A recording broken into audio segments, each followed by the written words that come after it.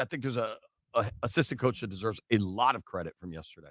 And I saw him walking around pregame, and I don't know that coach like for most coaches, their life is pretty volatile. Like most assistant coaches only last 3 years, 5 years in one location, and you Mhm. move around a lot, and it's difficult because these guys have families and they're always on the move, and that's part of life, right? But Bobby Johnson last year in New York. So Bobby Johnson came with Brian Daboll from Buffalo to New York to take over that O-line coach. And I'm not sure folks recognize how big of a role O-line coaches usually have in NFL locker rooms and particularly on offenses. Now, the Washington staff is kind of different because you've got an OC, you've got a run game coordinator, you've got a pass game coordinator, you got a lot going on. In previous iterations, kind of your O-line coach was also your run game coordinator. Uh-huh. Anthony Lynn has that role. But regardless, so Bobby Johnson gets run out of New York last year. The Giants' offensive line was bad, but they had an incredible amount of injuries. Yeah. They were just really, really beat up the whole season. And DQ hires Bobby Johnson. And kind of similarly to the DQ hire, a lot of fans were like, oh, man, the Giants fired him. The Giants' O-line was terrible. How can you hire this dude? And his reputation, just from people I knew around the league, was really different than what the results were last year in New York. Mm-hmm.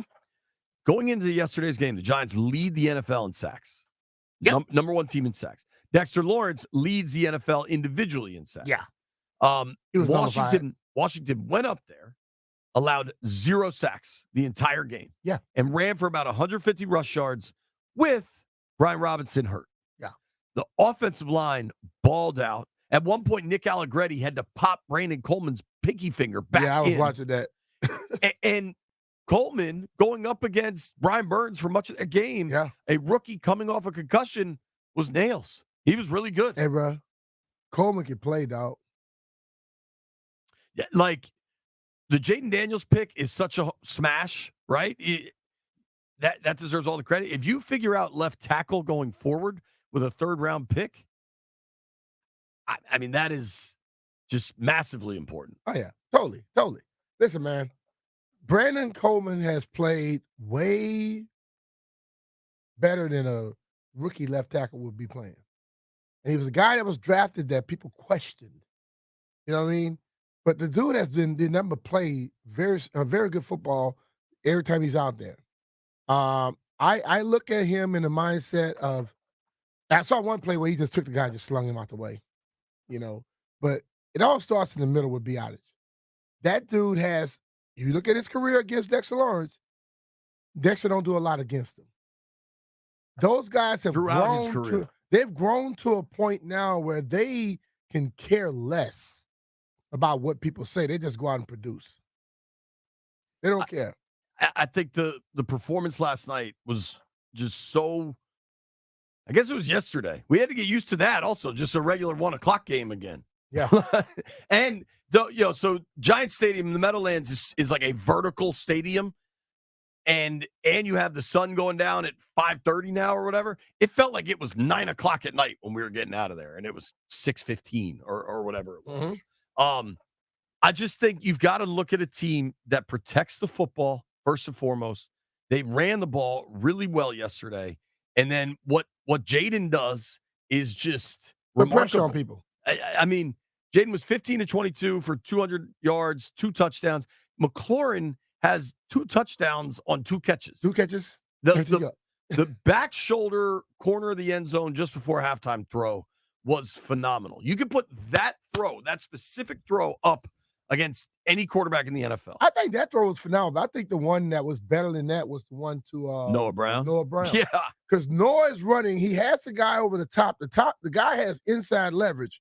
He threw the ball to Noah's back shoulder. And when Noah turned, the dude just kept running. It's like the placement of his balls have been terrific. And that is something that most young guys don't understand. You remember when Howell, I kept saying he throws to a person, not to a spot. Sure. And Jayden throws to spots, not necessarily to the people. Totally. The ball that Terry caught, the guy never saw the ball. I guarantee you he heard it because it went right by his ear. He probably heard it. And Terry played it off so cool. He was just going there, and all of a sudden he put his hands up very late. Because what they teach the defensive backs, when the hand goes up, that's when your hand go up and you start to turn. He didn't have a chance because when Terry looked, the ball was hitting him in the chest. It was, I mean, that throw was just so damn good. And what's remarkable about Jayden is he's just so under control all the time. Yeah. There's very little wasted movement, wasted motion. He just has such a command. You could tell his understanding of conceptually what the offense is just phenomenal. And then his reactions in the moment are just phenomenal. Yeah. And I think, dude, specific to New York, that Giants team isn't bad. They have some talent. I would argue, though, at some point, if you're undisciplined and you make mistakes at key junctures, that's on coaching. And you just see it over and over again. The Giants started chasing points early with the 2-point conversions. Every analytical person that wants to come at me and tell me how dumb I am, that's fine. The Giants are god-awful at 2-point conversions. Mhm. Like, at some point, you should update your analytics to show that. The 2-point try they made against the Steelers was laughable. It was swinging gate 3.0. And then the 2 attempted 2-point conversions yesterday, I don't know if it's that he gets uncomfortable in those scenarios. Jones just looks nervous, pervis in every 2-point conversion situation. Yeah. And it just he panics. It's just unbelievable. And the one thing I know is this: when you're going for the one where he got sacked, you don't take a sack. No. The ball has to go to the end zone. If they pick it out, whatever, but you don't take a sack in that situation. That ball has to go to the end zone. You are now in life or death situation.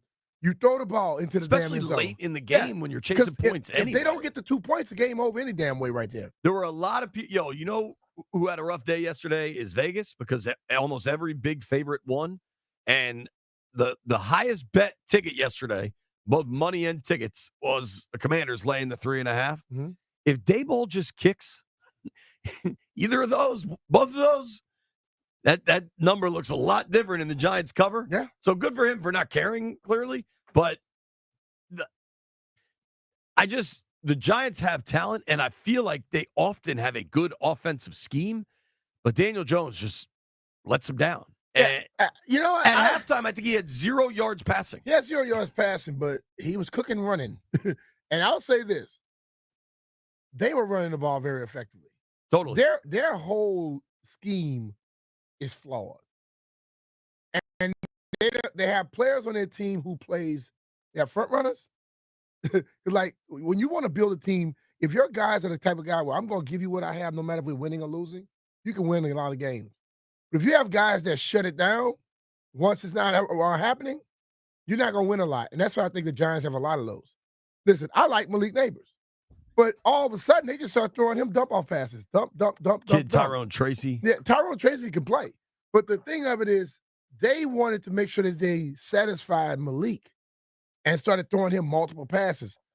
If I'm a defense and we're leading, you can keep throwing him 4 and 5 yard passes. We're going to just keep tackling his ass. Right. You know, and that's what I saw. They stopped trying to go down the field and do stuff until they were forced to do it. Their first half game plan was so run heavy that you can argue they saw some sort of flaw in Washington's run defense, or just that they fear Daniel Jones having to win for them, so they just wanted to run the ball. It was, I mean, the pace, dude, we hit the 2-minute warning in the 1 o'clock hour. Like, I just happen to be noticing those kinds of things. And of their playlist, maybe I'll try to find the game book, but at halftime, Jones maybe had, 7 passes? Not a lot. He did have the touchdown throw. It was, I think that was about their problems at left tackle, because as soon, the first drive, they were cooking. And then they try to play action pass. Fowler gets home, strip sack, forced fumble.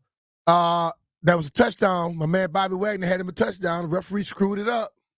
That whole situation sucked because there were Giants players that just stopped going after the ball, too. That's their fault. I don't know how you ruled that an incomplete pass They in say real time. play play to the end of the whistle. They scored anyway. Like, if Yeah. they don't get if Jayden doesn't connect with Terry there for the score, I just want Bobby to get it. Right. I like old dudes having success. I get that. I get that. I thought Jeremy Chinn yesterday was unbelievable. And if you go back in time for him, he was when in 2020, when there was a lot of talk about Chase Young, who eventually won the NFL Defensive Rookie of the Year. He was up Chinn, for I it. believe, came in second. Yeah. He was fantastic. And I believe in Carolina, like, he got Carolinaed, and things just went so weird and sideways with that organization. Chinn has a lot of talent, and for his size and speed, that is hard to figure out. Something they did yesterday, and we watched them working on it before in pregame. They were working on that tackling one-on-one with guys in space on the edge, because that's where Malik Neighbors got him with in the last game. And Sam Still, Igbenogany, those guys were coming up tackling one-on-one. Chinn, they were coming up making those tackles. Most impressive tackle and yesterday. Nullifying them. Malik Neighbors all alone on the edge on another one of those little dump offs, and it's Chinn in space having to come up strong to force the edge, and he's able to get him down, open space. Yes. I mean, he shows the speed, he shows the tackling ability. And, I mean, damn impressive. On one of the most elusive, hard to bring down guys in the NFL. Yeah. I was really impressed with Chinn. I thought Wagner played well. Dante Fowler, we need to have a conversation Fowler's about. Getting whenever Fowler gets one-on-one on somebody, if it's a suspect tackle for sure, he's beating them. But he's giving people hell on the edges. So Fowler's best NFL season came in 2019 for the Rams. It's his only double-digit sack season. He had 11 and a half sacks, 58 tackles, forced 2 fumbles that year. He's now at 6.5 sacks on the year through 9 games, 20 tackles, 8 TFLs. He's got the pick 6. Yesterday, he forced the fumble. It's funny, throughout the kind of roster process, training camp and everything, you and I talked about it at various times. Like, it's weird they list him as a linebacker. He's a DN. He is a little bit more than a DN. Like, he can give you a little bit of coverage help, but all this talk of where will the production come from, it's remarkable. You lose John Allen a couple weeks ago. You lose Brian Robinson in this game, and the ball just keeps rolling. Yeah. You got to credit. That's an organizational They thing. have a next man up mentality, and that's going to always work for you. And they coach 1 to 53 too. That's something you've always discussed. It's pretty damn interesting what's going on with this football team. And we can back off discussions, but, they're playing really well.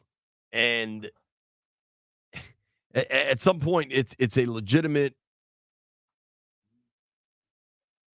a very legitimate conversation about what they can be. And these next 2 games are going to go a long, long way. Yeah.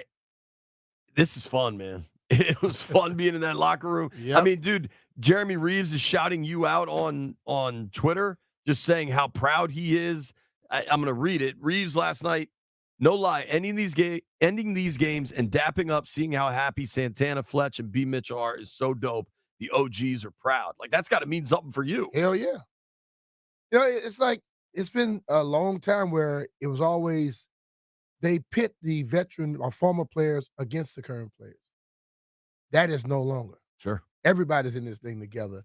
And you have a chance to talk with them and, break bread in a sense. And also, you show them how happy you are. And, I think that's how you build legacies. Well, and Saturday night, we kind of saw some guys at dinner. That works, baby. Works.